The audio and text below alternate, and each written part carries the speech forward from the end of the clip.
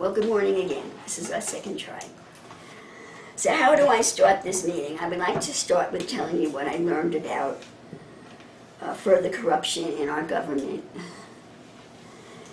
Rather than all of this hullabaloo about Russia. Russia is no longer a communist country. Russia is, I don't know exactly what form of government they have, but they have one. They're definitely not communist, and they do have elections. What is all this? Why is all of this hullabaloo about Russia? Well, we thought that the agitators in this country are just using Russia to give our president a hard time. Well, it's more than that. You know, there always has to be. There always has to be something else involved. There's always money. Follow the money. It always comes back to money. So it looks like almost the whole Senate is taking graft. You know, it's really just disgusting. Listen, this is my understanding of what's going on. Did you know that the Senate just passed sanctions, new sanctions against Russia? Did you all know that? The Senate voted 48 to 2, or 98 to 2. 98 to 2. Okay. Again, to put sanctions on Russia. Why has Russia done that? We should put sanctions on them. Russia interfered with our elections. That's proven that Russia interfered with our elections. The investigation is to find out whether or not they succeeded in interfering with whether their interference had any effect on our elections. And that's what they're trying to find out now. Brethren, the United States has been interfering in foreign elections as long as I'm alive. Mm-hmm. We have interfered in elections all over the world. All governments are doing that. What is this with Russia? Okay, and what effect are these sanctions going to have on Russia? Okay, Russia, brethren, has a lot of oil, and Russia has a large piece of the pie of the business of supplying oil to Europe. Europe is Russia's customer in purchasing oil. With these sanctions that we just put on Russia, it's going to literally make it impossible for Russia to supply oil to Europe. And guess what? We have a new president who's lifting the EPA rules, and America, which has, I'm told, great resources, which we have not been permitted to use for years, is now going to start producing, I think I heard liquid gas. It's gas, I think I heard liquid gas. So it's all in place, the factory, it wouldn't be a factory, the plants are up. Very soon they're going to start producing liquid gas. And who do you think the client's going to be? Who do you think the client's going to be? Anybody? Europe. Europe. Europe. So it sounds like almost every senator, it looks like they've been paid off. I mean, paid off? Why would they vote sanctions on Russia? It's disgusting. It can't continue. The Lord's really going to pull this government apart. These are our elected officials. We elect them to go to Washington, and they come home multimillionaires because of ungodly practices that bring curses on the whole country.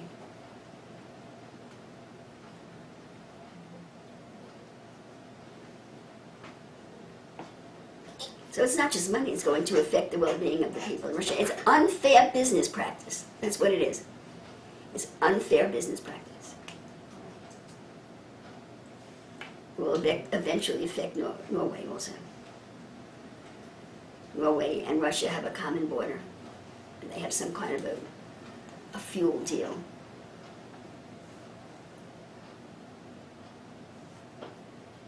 It's terrible. So that's one. I'm all over the place, okay? We'll see what God's going to do with this. Then I wound up somehow listening to I wound up listening to a video about Soros, George Soros. And I just understood what he has done and is doing in a greater depth. And I realized that even though I heard about him years ago, you know, I guess that's what you're all going through. You know, when I preach, you just lay hold of whatever you can lay hold of, in little bits here and there. But I never really thought of it in these terms, that it has to do with your foundation. You have to have a foundation that can, that the little bits can root in, okay? If they cannot root in your foundation because your foundation is not yet mature enough, they go out of your head. Because even if you don't understand it when I'm preaching it, your foundation is mature enough so that these spiritual words can root in your foundation. It'll come to you eventually, even if it comes to you a day or two or a month or a year after you hear me preach it. So it has to do with your foundation, and that's what Jesus was talking about when he talked about the good ground, okay? We did a whole teaching on that, a very involved teaching on that. What is the good ground? It's the ground that can hold the seed. And, well, what kind of ground can hold the seed? Well, it's ground that's been dunged, you know. You need to have the weeds pulled out. You have to be dealing with your carnal mind. You have to be dealing with your righteousness. You have to have faith in God. It produces a mental foundation. It produces a mind that can hold on to ideas that are challenging.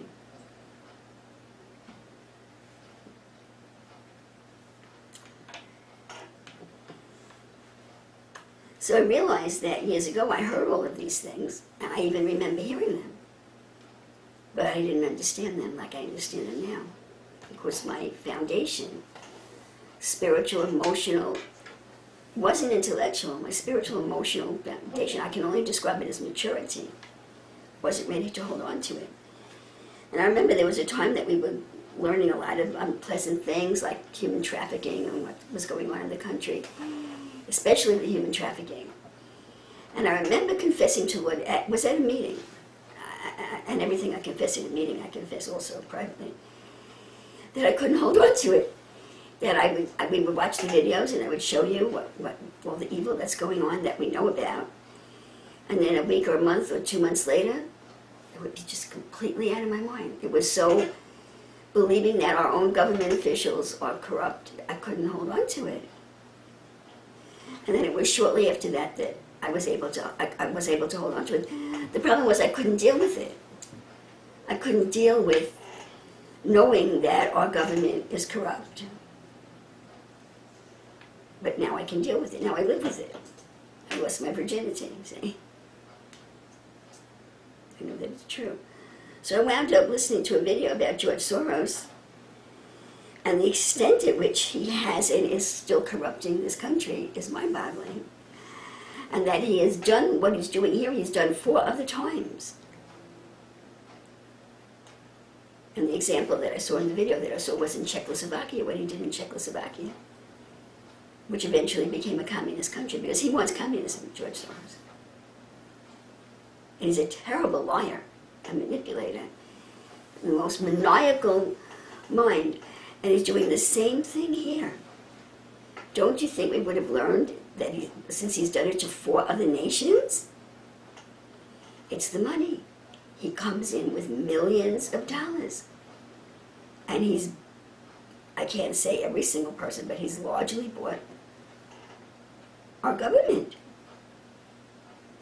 And I even heard it at the time. I remember at the time hearing about Barack Obama having a BlackBerry. And no president is ever allowed to have a phone. They took President Trump's phone away. It's a security risk. But Barack Obama had a BlackBerry. Who was he calling all the time? And in this video, they laid out George Soros' plan, with several of his policies anyway. And Barack Obama was implementing George Soros' policies to a T. And John Kerry. So he has people both in the Democrats and in the Republicans. I was reminded how the whole Republican Party has been corrupted. It's not, I'm sorry, the Democratic Party. It's not the Democratic Party anymore. The Democrats don't exist anymore. They were completely bought and paid for and corrupted with George Soros' money. And he's got his fingers very deeply into the Republican Party. So it just hit me, it just impacted me even more strongly that all of these riots going on, and then I found out that that Scalise, the representative that was shot in the supposed random Republican shooting, he had just come out against human trafficking.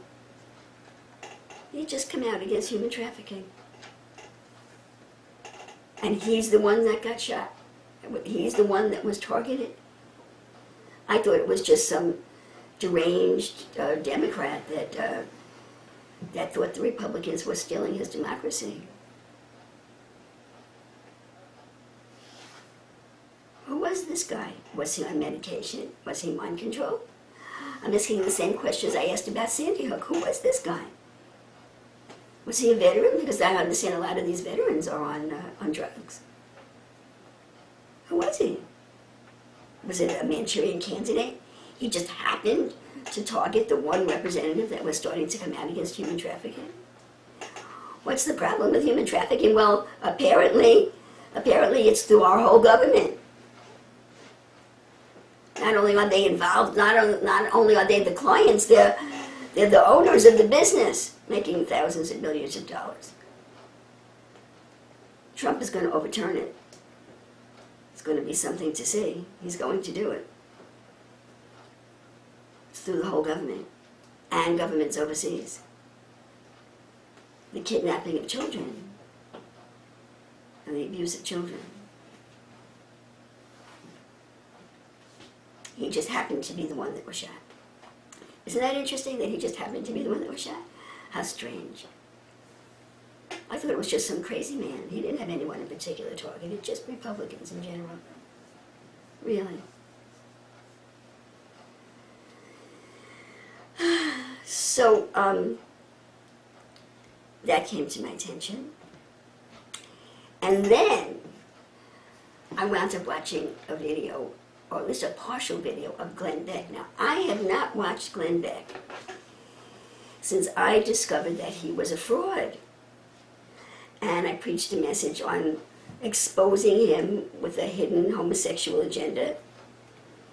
And again, in case you don't remember, if he wanted to be pro-homosexual, that's his business, but he was pro-homosexual in a subtle way that was seducing people that had confidence in him, and that I don't go for that sneaky stuff.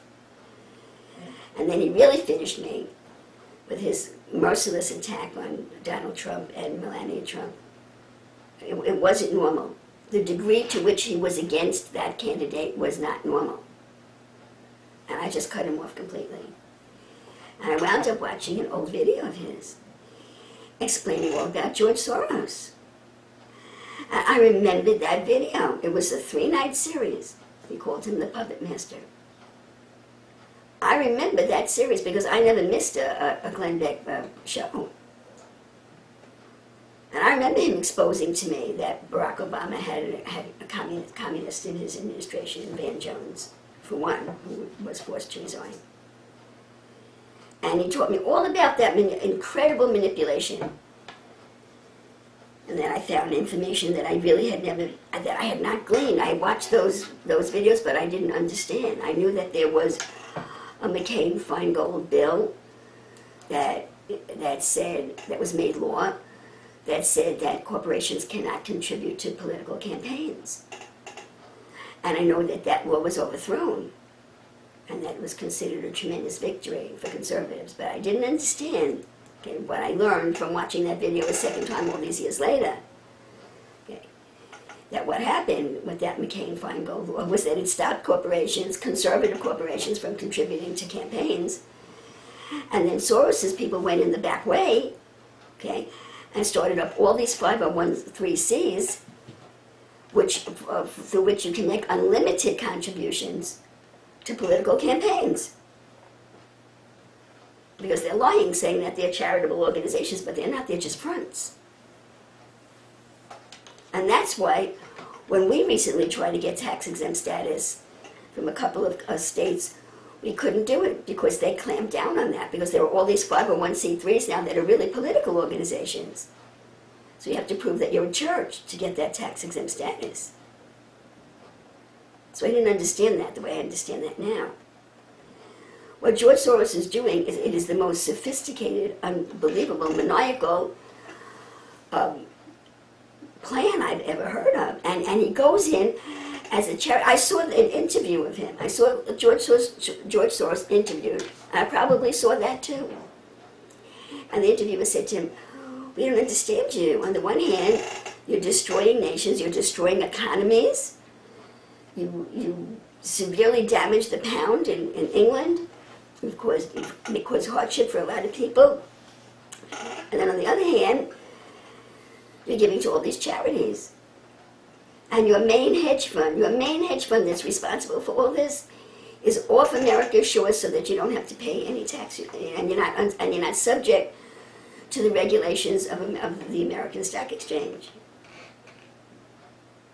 And yet another part of your organization is lobbying for controls? Why would you be lobbying for controls when your organization is out of the reach of the controls?" Well, it's all witchcraft and mind manipulation of the highest degree that is designed to make people crazy. He's doing what Hamas does. He goes in as a charity, and he gets all the poor people to not only vote for him, but to have a high respect for him. He goes in, he gets their confidence. He's a con man. And he tells them he's pro-democracy, and he's a liar. He's a communist. And that's what happened in Hungary. Czechoslovakia. He bribed all of the people in the government, or enough people in the government.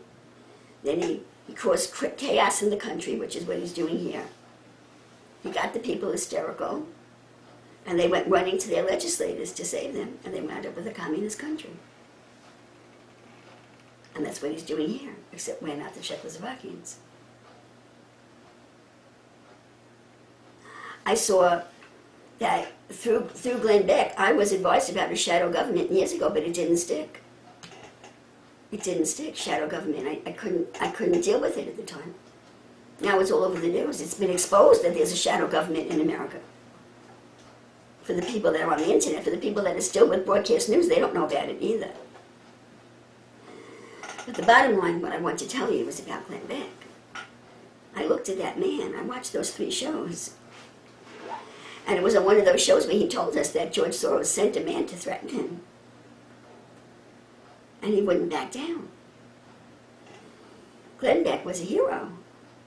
But apparently, George Soros got to him. I don't think he got to him with money. I think he must have threatened his life or his family's life. And because for Glenn Beck to be going against Donald Trump like that, he was paid. I mean, he was already in Soros's pocket. And Soros said, "Stop that man. Stop Donald Trump." So I think his life was threatened, and it's probably the lives of his children and his wife. Because that was one heroic man giving out all that information. Where was our government giving it out? Where was our government protecting us? He was the only one doing it. Rush Limbaugh wasn't doing it. And I love Rush, but Rush walks the line. He only goes so far. Glenn Beck went all the way out. And I remember saying when I exposed him, I remember saying, I don't know whether he was like this all along. He was just a sleeping tiger or a Manchurian candidate, or he just sold out. I didn't know which it was. Now I think, no, this guy was legit. But they got to him. They got to him. So what we really have is one multi-million. I guess he's a billionaire, Soros. I don't think Trump has the money that Soros has. But Trump is a heavy hitter. And there's a war going on between Soros and Trump right now. Trump knows all about this. He knows who's behind it. He knows who's behind. Soros bought out the whole media. I was saying for years, what happened to the media? And then I was thinking, well, now they're going to journalism school, and they got into the schools, like they got into the colleges, and they're training them differently. No, it's all Soros money. He bought out the media. All of these guys that you see on the news, they're all millionaires, multimillionaires. They're all multimillionaires up there, these broadcasters. Soros bought out the media. It's part of his plan. It's in his books. It's hidden in plain sight. The plan's in his book. Books. He has more than one book. He's corrupted the entire Christian world with his money. And he's done a lot of damage to the Asian world. I don't know if he's corrupted them, but I know he's destroyed a lot of Asian economies, including Japan.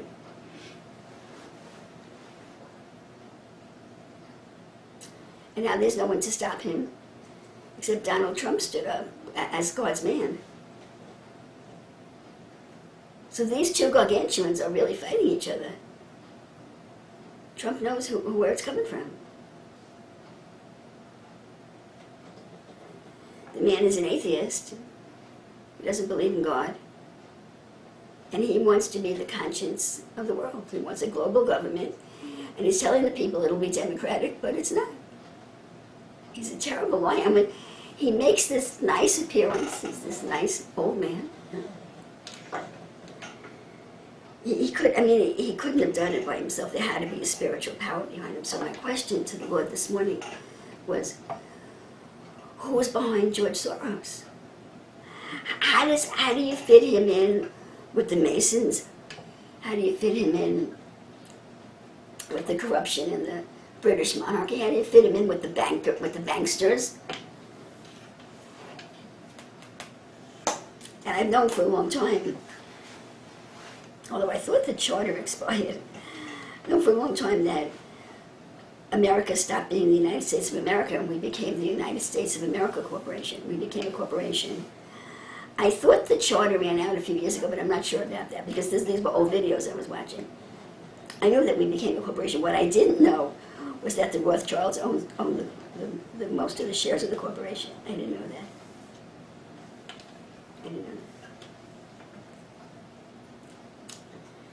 that. So where do they all tie together? What is Soros's relationship with the bankers? Who's the ultimate puppet master that's controlling everything, that wants the world government?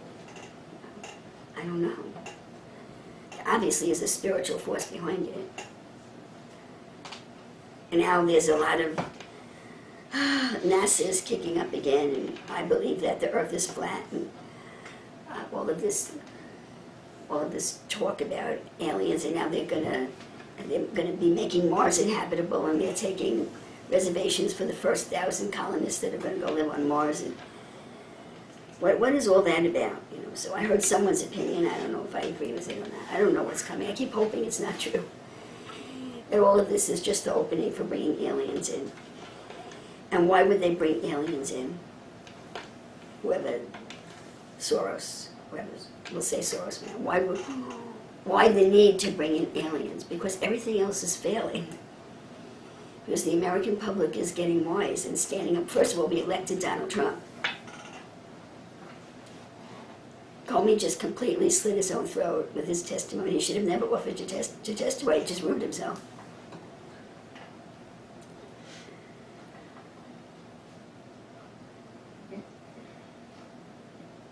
Everything's failing.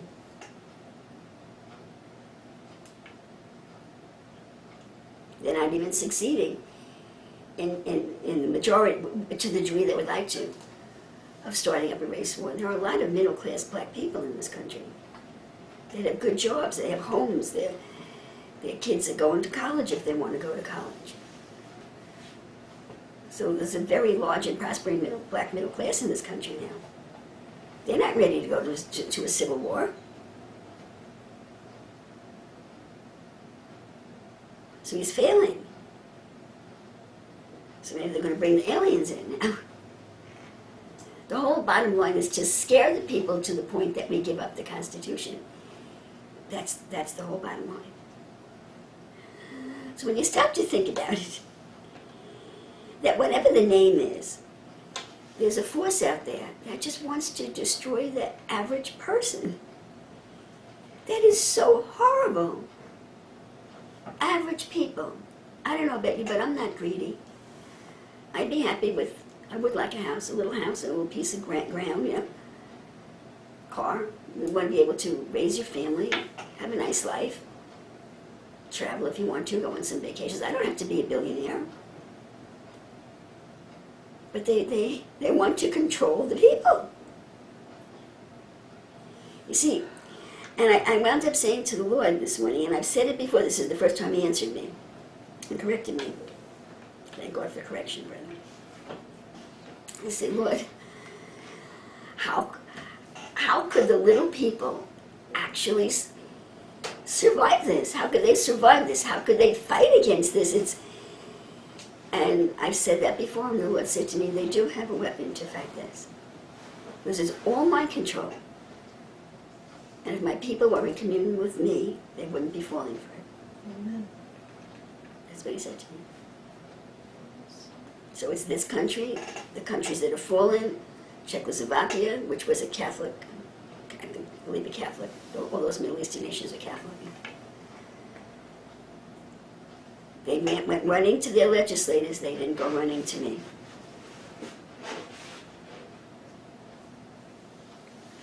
So what's different in this country is that there still are a lot of Christians that are praying. Did you know that President Trump, last week, that he overturned Barack Obama's executive order with regard to Cuba? Did you know that? Did you know that? He overturned the whole thing. And he said that he's willing to, I think President Trump is going to go down in history as an absolutely great person, great president, great person. He said, we're willing to negotiate Cuba if you want.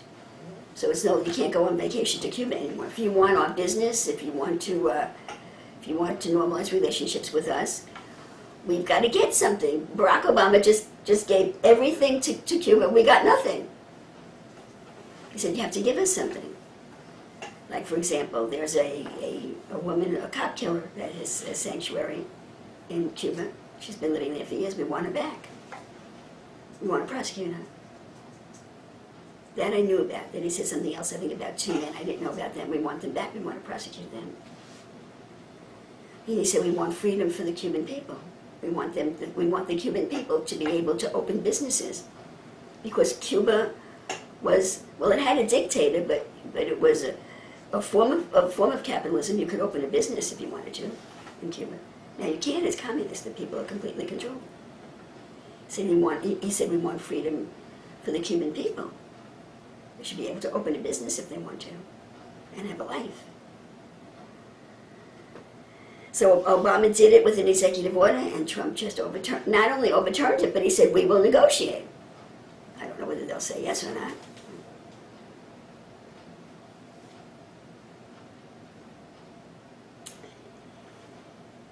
So President Trump is going forward. The wall and the health care is stuck not because of him, but because of the Congress, because of the Republican Congress. And the Republican Senate. Well, right now the health care is in the Senate, and they're doing the same thing that the House did. They're doing it in secret. And Rand Paul said that they have 2 new entitlements in it. He won't vote for it. But Trump is doing everything that he can do. He's doing. He's fulfilling every campaign promise that he has the power to fulfill. And I think he is a great man and a patriot and a hero and an American hero. And my prayer is that the eyes of the American people should open, and they should really throw these other people out. It was the whole Senate that voted for sanctions for Russia. I don't know. But the eyes of the people have to open. They're all millionaires. Either the people in the Senate are millionaires or their husbands are millionaires, making all kinds of money doing business, and they have the Congress and the Senate passing laws that enable them to make all this money at the expense of the jobs for American people. And also what President Trump is doing, I don't recall exactly who his representative was, but they're starting to open programs again that will train people for practical jobs, electricians, steel workers. All of that training dried up. And when the whole mentality went forth, well, everybody has to go to college. Well, college is not for everybody. And what happened there? The administrators in the colleges, they made a fortune. They were all millionaires.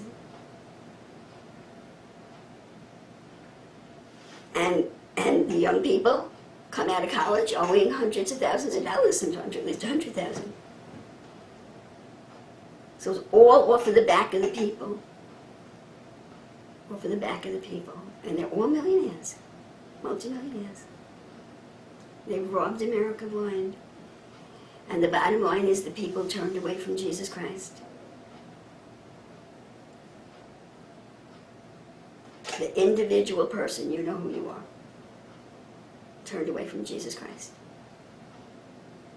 And they voted for candidates that would increase their own personal pocketbook. But then you have to vote for righteousness. You have to stand for righteousness, even if it will result in some loss of finances for you. You have to believe that the Lord will help you to pay your bills and sustain you. There's no excuse for compromising righteousness.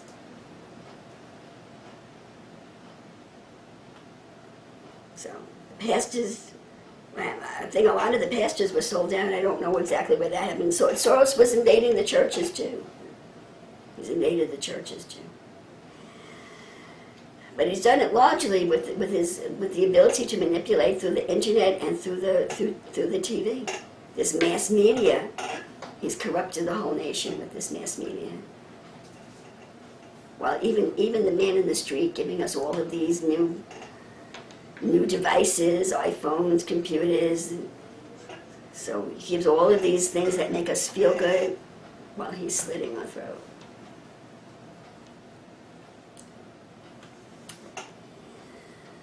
So we're still waiting for the Lord Jesus Christ to stand up and put an end to this again. It's widespread. There is a shadow government. There's corruption through the whole FBI and the CIA, and I don't know why President Trump hasn't fired them by now, but I have full confidence that he knows what he's doing. I heard something else. I couldn't confirm it, though. There's this one man that I listened to on the internet. I listened to him, then I lost confidence in him, and I'm listening to him again. He seems to have information that you just don't hear anywhere else, and that it seems to be true. And he definitely is very, it seems to be in on the loop. He's an ex-military man, and he just, let me tell you something else first. He's an ex-military man, and by the way, he's been saying for a long time, and a lot of people are saying, there has to be a reset of the dollar. Everything's out of control. There has to be a reset of the dollar. What does that mean? If the dollar survives the reset, at the very worst scenario, there can be no more dollar. It'll be a different kind of currency. President Trump is trying to stop that from happening. I don't think that's going to happen. The question is, will the reset be hard or soft? Reset means whatever you have, you can lose 30, 40, 50% of its value. Whatever's in your bank, in your IRA, in your 401k. A reset means, however it's decided, whatever percentage of cut is cut, that's what's going to be cut. So if you've been saving your whole life, and you have $50,000, $100,000 in the bank, and you're living off the interest, you won't be able to live off the interest anymore. So my understanding is that President Trump is doing everything he can to make it a soft reset, so that it's not a disaster for the people. He seems to be the only one that cares about the people, President Trump. And that's supposed to be coming in 2018, although it's been threatened all along. But it looks like at least it's going to happen in 2018. Now, in addition, President Trump is making budget cuts. He has to make budget cuts. There's no money. Obama was flying on paper with nothing behind it. That's why our money is being devalued. And And these budget cuts will start to, I'm told, will start to feel the effect of them in October. I don't know exactly, I don't have any examples to give you, but they're going to be. Brethren, do you know how much pork there is in Washington? I think a couple of years ago was a couple of $1 million to make a turtle walk, so the turtles could cross the highway. What is that all about? What that is all about is either a congressman or a senator going to Washington and wanting to bring jobs to his state. So he arranges to have some kind of construction, some inane construction, a highway going to nowhere, built in his state. It has to stop.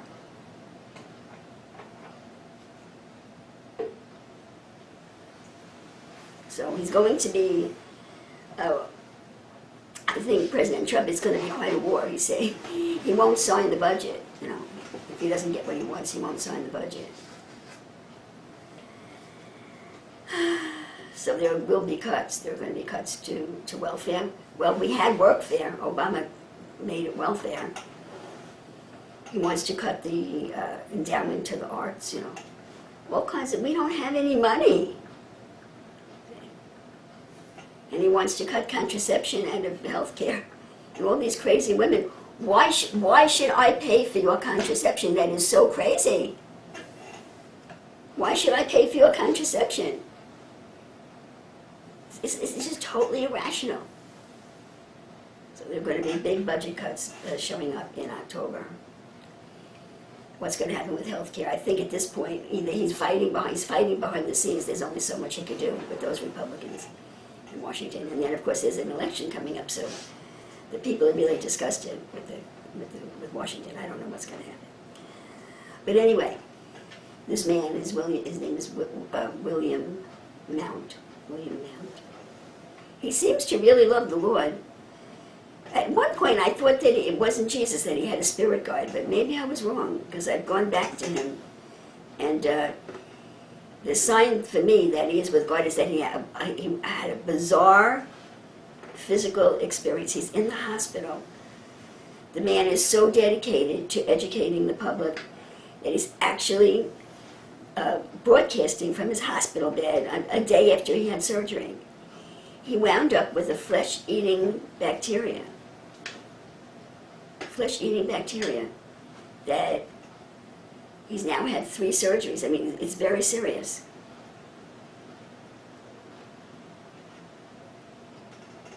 I don't want to say something that I'm not sure of. I think, well, whatever part of his body that he contracted it in. He's needing multiple surgeries, and they barely saved his life. And here he is publishing all of this truth. So this is a sign to me that he is legit. And I heard this from him, but I couldn't confirm it. That President Trump has pulled us out of Syria. I can't confirm it. That we won't be fighting in Syria. We have a few troops in there. We have advisors in there. We're involved in Syria. That's, if I understood him correctly, he's pulled us out of Syria. Russia has pulled out of Syria, and we have pulled out of Syria. And Syria will be under the hands of Assad. That's what he said. Now, I always used to hear, for us to get out of Syria, Assad would have to step down. Again, brethren, Assad is a bad man. Did he really gas his own people? I don't know, because you can't believe anything that you hear in the news anymore. I don't know whether he did that or not. What I do know is that he's not a radical Muslim, and that there are Christians and Jews that live in peace in Syria, along with the Muslims. That's what I know. And that was true of the other Middle East dictators that we took out. We destroyed and turned the countries into a nightmare.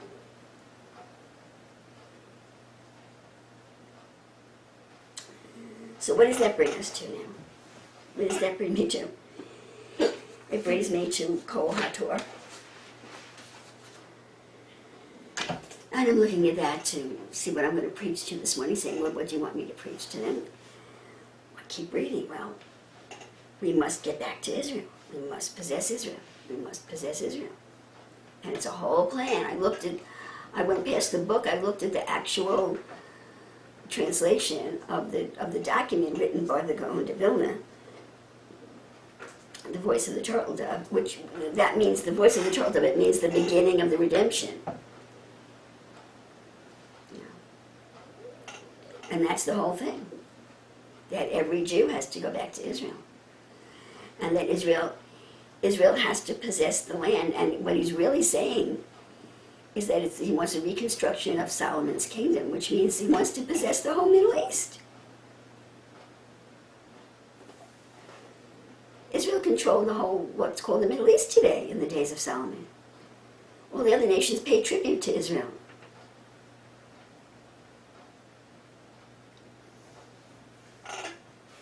It's just amazing. Our governments have just utterly failed us.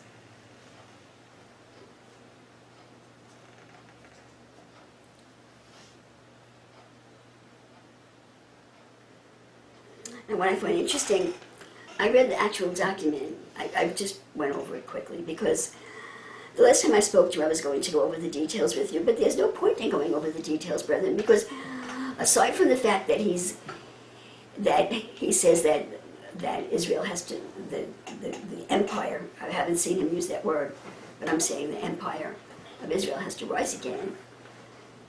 It's the same message that God has given us. The difference is that we see it in the spiritual, one man at a time, and Rabbi Zalman's message is on a national level. I think I recently talked to you about Jerusalem above and Jerusalem below. Jerusalem. I just actually found this in the Gaon's writings, and I wasn't aware of it myself. That Jerusalem is the city of truth. So the spiritual Jerusalem, I told you, is the soul of the new man. It's the soul of Christ. And we know it's compacted together. We found that in the scriptures. There are many members forming one spiritual city of Jerusalem, the city of our God. And our God our God has two garments, okay? God dwells in Adam. God dwells in Adam, the creation of God. God, Elohim, dwells in Adam, the creation of God. And Adam, the creation of God, dwells in the behemoth, which is what we are, the intelligent animal. And eventually we're all supposed to be one, except God can't be melded with us. But Adam will be melded with us, compacted with us. So he sees the whole thing in the natural. And he sees that war is inevitable. That they will. I fast forwarded to the last chapter, and he's saying that it's evident that it will take a warfare to acquire the promised land back, to re-establish the promised land. And that is not exactly what is happening now. Brethren, if you can understand this, that this mentality is going forth today, to the best of my understanding, on two different levels, on the level of religious Jews and on the level of secular Jews, which are Luciferians. But they're both going with the carnal understanding of the scripture, wanting to rule the world in the name of the God of Israel. And nobody knows about this. I've asked the question many, many times, what does Europe have so against Israel? Because Europe hates Israel. Does Europe know this? Is that why they're so against Israel? I don't know.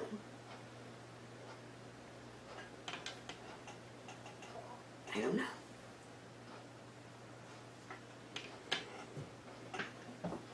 So he talks about the two messiahs.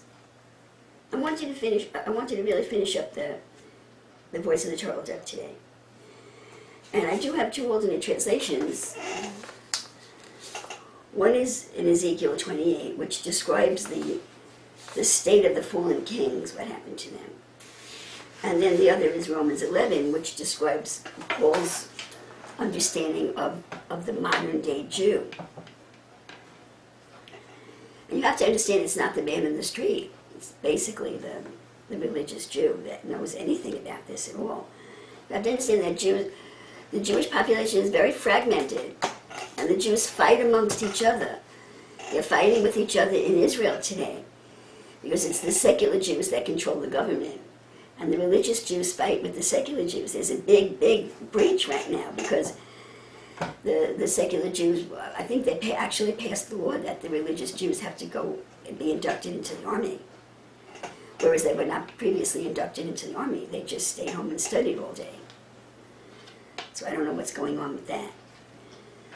But he talks a lot about, Rabbi Zalman, he talks a lot about Messiah, of Messiah ben Joseph. Ben means the son of. Messiah ben Joseph and Messiah ben David. He talks about two Messiahs. And it's interesting, he spends a lot of time on Messiah ben Joseph. And he says Messiah ben Joseph appears in every generation. And he gives it the characteristics of Messiah ben Joseph. And his job is to gather in Israel and to prepare the people here to return to God, because he says it's going to require the impulse from here. The impulse has to come from here to call down a response from above. And he said, I finally saw it at the end of the document, that it's so interesting, brother. He has the same message that we have, but he sees it differently. It's the same message, but he's seeing it on a national level and as carnally as could be. So we see that having the message is not enough. You have to understand it with the mind of God. He says that the ultimate union, because we're always talking about the union. So it's multiple unions. It's Christ in us. That is the Lord Jesus joined to Christ in us. That is the Lord Jesus joined to Elohim or the Shekinah above. The whole idea is that the creation in this world should be inseparable from the creation on the highest level. We should be connected by a series of multiple unions all the way down. And he talks about, so I talk about Christ Jesus, or I talk about Christ wanting to be rejoined to the Lord Jesus. That's what we're waiting for over here. And now we've recently found out that before the Lord Jesus can be joined to us, we have to have a spiritual egg developed in us, which is a lifetime process, having a spiritual egg developed in us before the Lord Jesus can even join with us. And as far as he's concerned, the union is and he talks in terms of the Sephirot, so I don't want to get into that. He'll say, so I'll say the power of God above to the Knesset.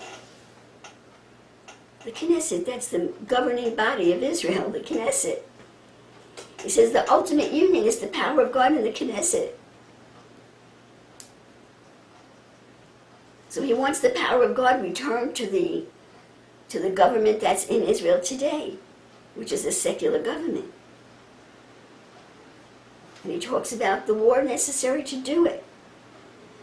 And he talks about Messiah ben Joseph and Messiah ben David. Well, we have a Messiah ben Joseph and a Messiah ben David. He says Messiah ben Joseph is in every generation. If you look at his delineation, you could say that I'm Messiah ben Joseph in this generation, or at least in this ministry. We're fulfilling the criteria of Messiah ben Joseph. And he says that Messiah ben Joseph and Messiah ben David are supposed to be one. Well, we are. Messiah ben David, which is the Lord Jesus, is in me by his Son. I don't know who talks through me, brethren. I just really don't. I know that Adam is in me. That much I know. I know that the second Adam, I now understand he's the second Adam.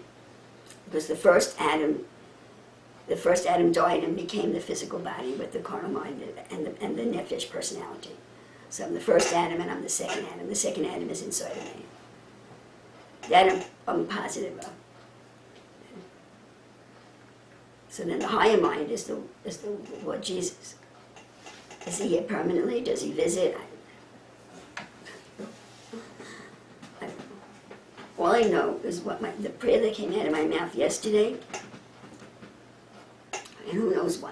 Sometimes I don't even know why I pray what I pray, because it's really Christ in me praying. Sometimes it's me praying, sometimes it's Christ in me praying. And I said, Lord, the only thing that matters at this point, before anything else, is that I get healed in my body, in my mind, and in my emotions. Nothing else really matters. I've got to be made whole. Where I live is secondary. I've just got to be fixed. All these attacks on me, although I'm doing much better, they slow me down. Continuous conflict. That's got to go. And that was the prayer that I prayed. So it was probably Christ in me praying, may it happen soon. And that's true. What does it matter where you live if you don't have soundness of body, mind, and spirit? If you're not free from continuous conflict? Or on another level, although I've never experienced it, if you're hungry all the time. I've never been without food, thank God. You have to have your basic human needs taken care of. Then you go forward to build something else. So I'm still waiting, and I'm hoping with all of my hope and all of my strength, as I've told you before, that the Lord has elected Donald Trump. Donald Trump is a hero. He's going forward, doing everything that he said he would do. And I don't see God destroying the nation when he has a man that's working the works of God. So I don't understand how it's going to happen. I don't know, it's one man at a time. I don't understand. But I know that the Lord is with us, that something has to happen, that the people have to return to God, that the government, these evil people in the government have to be thrown out, that the pedophilia, this evil network of child pornography and pedophilia has to be smashed, and that we have to return to righteousness. So we have all these Jews over there worrying about Israel and the Middle East, and that's not what it's all about. It's here. It's here where Jesus Christ is. This is the nation that he built up. It's here. The issue is here. The warfare is here. What happens here? The nation has been seized by evil people. And Britain. It seems to be Britain also, but primarily the United States. And before any of that can happen,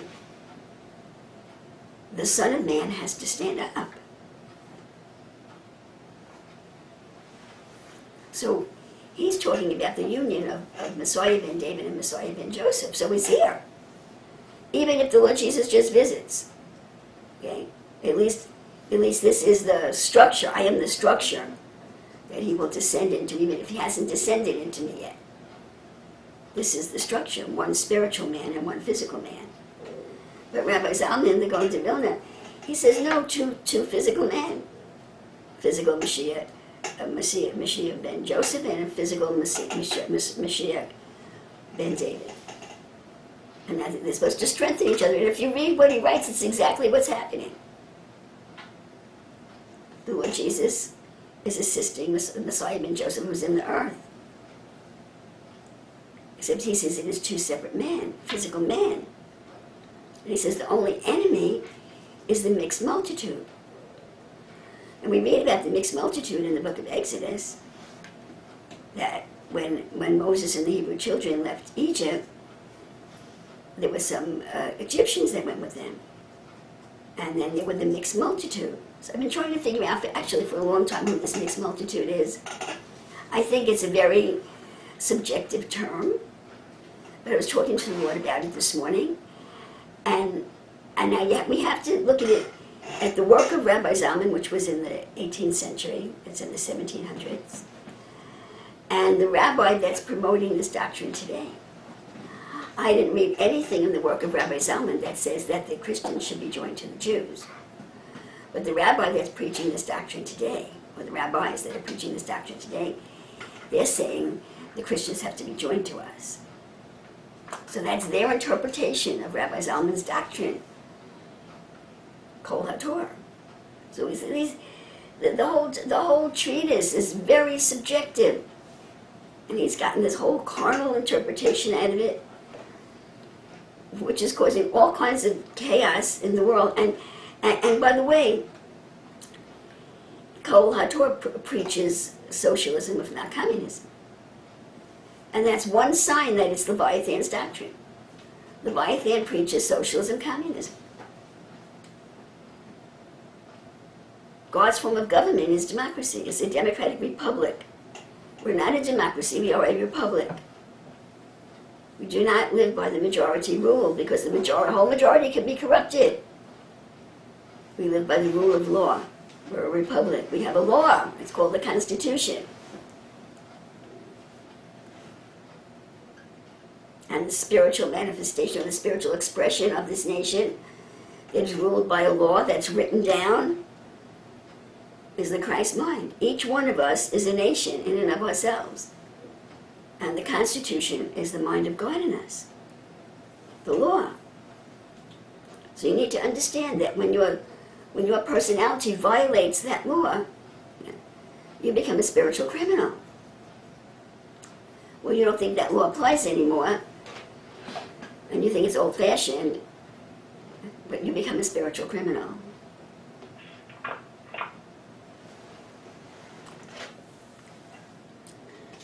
So he then talks about, and he then talks about the mixed multitude. And he says the mixed multitude have to be destroyed. And a word like that, well, I use the word destroyed, I'm talking about our sin nature. He's not talking about our sin nature. He says the mixed multitude has to be destroyed because the job of the mixed multitude is to separate the two messiahs. The job of the mixed multitude is to separate the two messiahs. Isn't that interesting? So I asked the Lord, who is this mixed multitude? And then I said, well, he's strictly in the natural. He's all carnal. So who is the mixed multitude? He must be talking about Jewish people that either don't have two Jewish parents, they're mixture, or Jewish people that are secular. I think he's talking about the Jewish people that are secular, that are running Israel right now. The secular Jews, he's calling them the mixed multitude. They have to be defeated. So he says.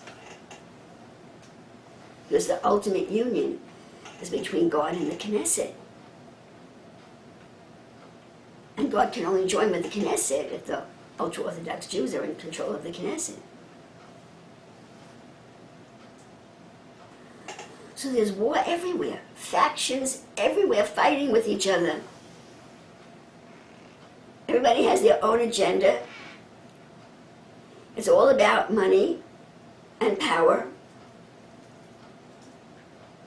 And it's just amazing. And in the midst of all of this, the Son of Man is about to appear and set everything straight on the basis of righteousness, not about on the basis of money.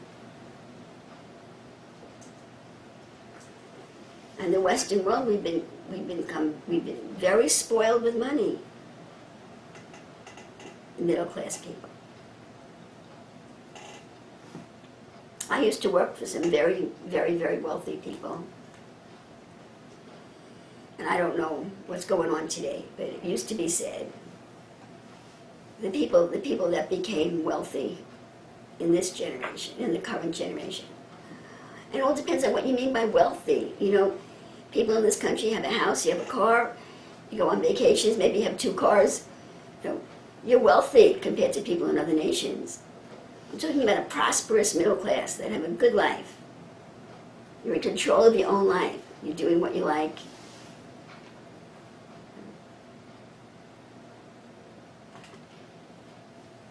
It used to be said, it used to be called nouveau riche. That's French for the new wealth.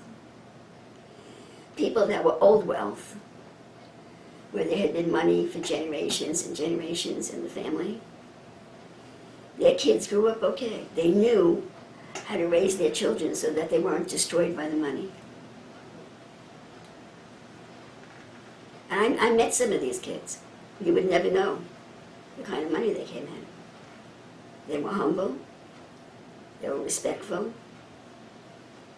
They knew about people that had less than they did. They knew about service. But the nouveau riche, filled with arrogance, pride, lack of compassion for other people, dangerous, very dangerous.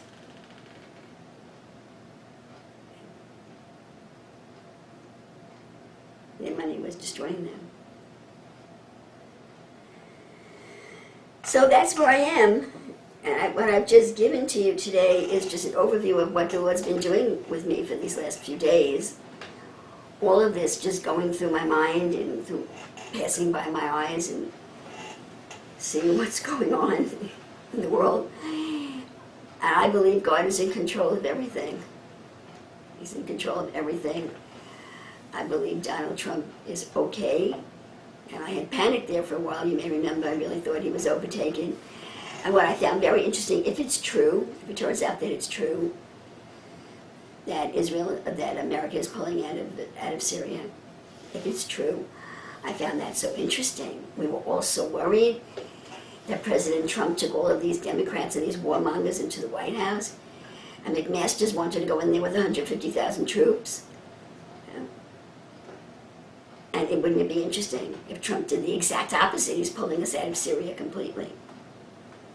So you see, he really is his own man, and he knew exactly what he was doing when he took all these Democrats in. He's his own man, and he's God's man, and I'm trusting the Lord. And I'm sitting here waiting and watching, trying to understand what God wants me to understand, because I need to know what my part in this is. And each and every one of you need to know what your part is in what's going on.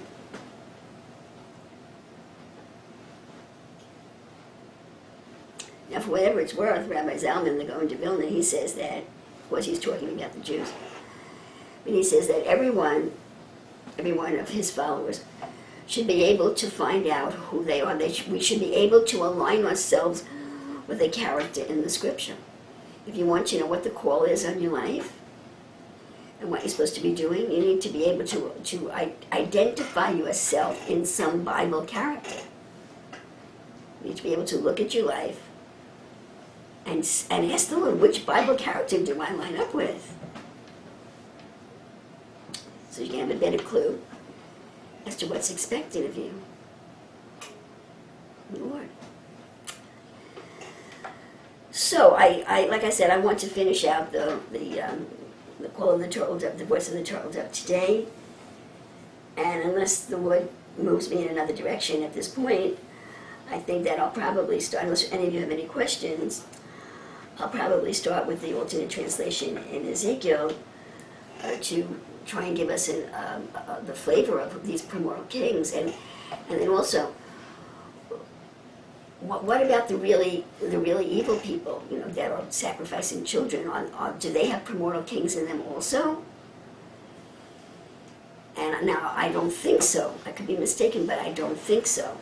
Because the primordial kings are basically, they're the saviors. The primordial kings are the saviors who got separated from God. The people that are Luciferians, I think that they're more likely to be parallel to Christ, that they are people who had a relationship. And Rabbi Zalman, he talks about the other side. He just uses scriptural terms. I don't recall exactly what he said. I can guess, but I don't want to guess.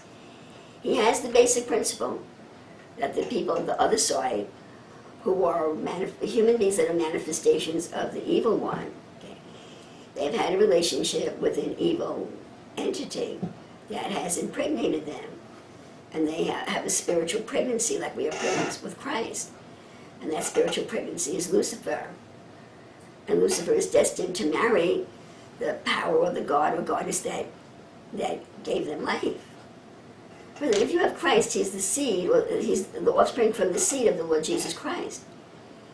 So the offspring of the seed, that which sprouted out of the seed of the Lord Jesus Christ, is destined to join with the one that gave the seed, the Lord Jesus Christ. And the same is true on the other side. So there were human beings that had a relationship with a deity, with an illegal deity. We had a lot of teaching about where the illegal deities came from, to put that all together.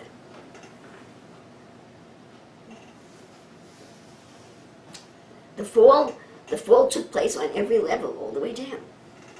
And each step is associated with is a world unto itself, separated with, filled with gods and goddesses. So there was a fall. And so those, and they're dealing with human beings and bringing forth a pregnancy in them. And then the one that gave the seed is marrying the pregnancy. Same thing is happening on the other side. But the primordial kings are the highest. They come right out of the original, out of the Creator, and I gave you that at the beginning of this message. So there's all different entities, all different angles coming from all different directions at us, and all that we can do is the best that we can do to put it together in our own mind. That's all that we can do is the best that we can do, and to ask the Lord what our part is, what He requires of us, what is our part. And I really hope, I truly hope, that there's nobody here today that is thinking that your whole part is that you want to be a teacher in Israel. No. Because it's not about you. It's about what your job is for God's plan to rescue Israel. Because when Israel's rescued, then the country will be rescued, and then the rest of the world, then all of Christianity will be rescued, and maybe the Jews will be rescued, and then the world will be in peace. And the Lord will be the Lord. He is the God of nations. He will be the God of the whole world. It's not about you. It's not about your personal ministry. It's not about your family. Okay? It's not about your personal wealth. It's about what your role is in God's plan. And if your mind is anywhere else, you're not in the right place. Because you're living in a very exciting time. Did I make it clear about the aliens, if they do appear, that it could just be another stunt of George Soros to scare us into giving up our freedom? I don't know, brother. I don't know. So we've had a lot of teaching, and I'm not going to try to put this teaching together with the other side today, okay? To be honest with you, I really want to pray about it some more myself. But we know that there's Sophia, we know that there's another side. I'm not going to do it today. I have to really pray it through to put this together in my own mind. So, are there any questions about anything that I said today?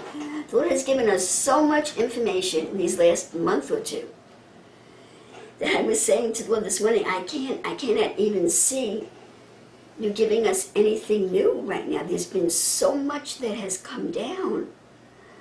Does anybody have any questions about what I said today, or about any issue of what I've been preaching? About any issue of what I've been preaching? Anybody? If not, I think we'll just take a little...